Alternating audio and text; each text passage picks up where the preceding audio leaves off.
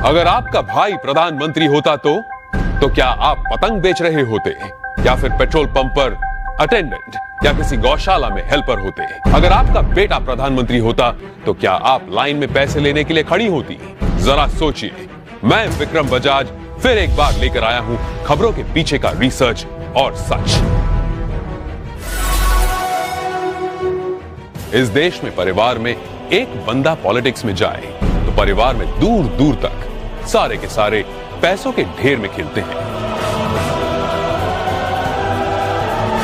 तभी आज हमारे पास हैं एक ऐसे नेता जो देश की सियासत की सबसे ऊंची कुर्सी पर बैठे हैं, लेकिन उनका परिवार कैसी आम जिंदगी जी रहा है। नरेंद्र मोदी के बड़े भाई सोम भाई मोदी खुद तो मानते हैं कि वो नरेंद्र मोदी के भाई हैं, पर उन्हें पता है कि प्रधानमंत्री के लिए सिर्फ 125 करोड़ देशवासियों में से एक है। छोटे भाई पंकज भाई गुजरात सरकार के माहिती विभाग में साधारण सी नौकरी करते हैं। दूसरे बड़े भाई अमृत भाई एक प्राइवेट कंपनी में फिटर के तौर पर रिटायर हुए हैं। आज भी उनके परिवार में से किसी ने एरोप्लेन अंदर से नहीं देखा।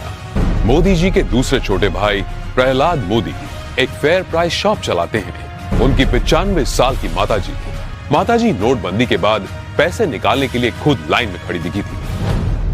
अब जब हम छोटे थे तो हमारा गुजारा करने के लिए वे अड़ोस पड़ोस के घरों में बर्तन साफ करना, पानी भरना, मजदूरी करना। आप कल्पना कर सकते हैं कि एक मां ने कितना कष्ट उठाया।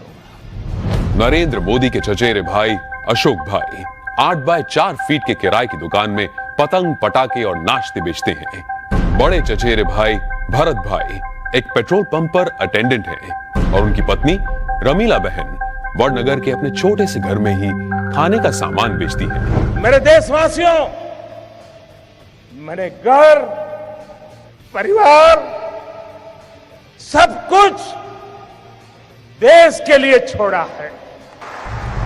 तीसरे चचेरे भाई चंद्रकांत एक गौशाला में बतौर हेल्पर काम करते हैं। चौथे चचेरे भाई अरविंद भाई एक स्क्रैप डीलर हैं, जबकि पांचवें चचेरे भाई भोगीलाल ग्रोसरी शॉप चलाते हैं। चाचा कांतीलाल और जयंतीलाल रिटायर्ड टीचर्स हैं। जयंतीलाल की बेटी लीना की शादी एक बस कंडक्टर से हुई है।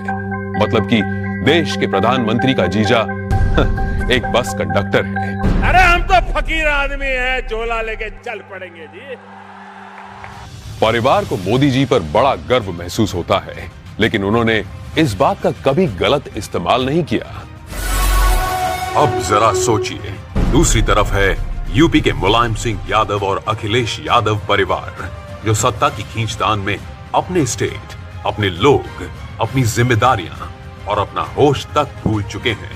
गांधी परिवार जिसने अपने परिवारवाद से कितना बड़ा पॉलिटिकल एम्पायर खड़ा किया, और बिहार के लालू प्रसाद भी अरबों खरबों के घोटाले कर अपने खानदान को माला माल करते आए हैं। कश्मीर में भी लोगों का जो होना हो वो हो, लेकिन अब्दुल्ला परिवार के ऐशो आराम में कोई कमी नहीं आई। अब जरा सोचिए, नरेंद्र मोदी ऐसे कैसे प्रधानमंत्री हैं जो इतने बड़े पद पर होने के बावजूद अपने परिवार के लिए कुछ नहीं करते हैं?